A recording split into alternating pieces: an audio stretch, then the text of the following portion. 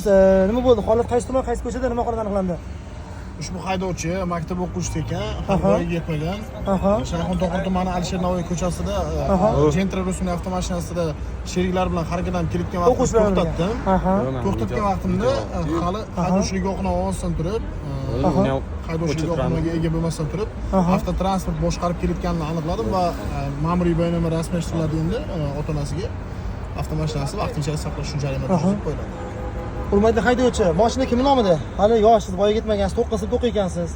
Mumkinmi sizga bunaqa mashinani boshqarishingiz? Telefon qo'yib qo'ying, bola, o'chirib qo'ying. Sizga chora ko'riladi, tushundingizmi? Ota-onangizga ham qonuniy chora ko'riladi. Qonunchiligi bor, javobgarlik, jazo bor. Qonunga ham amal qilish kerak, tushundingizmi? Qahramon aka, ketdik, ana ishtiroklarga boraylik bo'lmasa. Boring, Chorsuga boring, billa boring. Dalasini chaqirish kerak. Chaqiring qonun vakilini. Eshik olib qo'ying, oyoq uzab turing, hurmatli.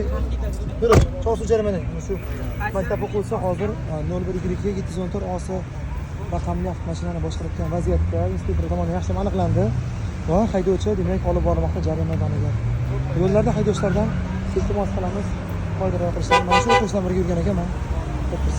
Sizlar ham birga mayda o'qiysizlarmi? Qayerda o'qiysizlar? Qaysi paytda o'qiysizlar? Bilamisizlar? Keling yaqinroq. Keling, men gapimni tugatmadim.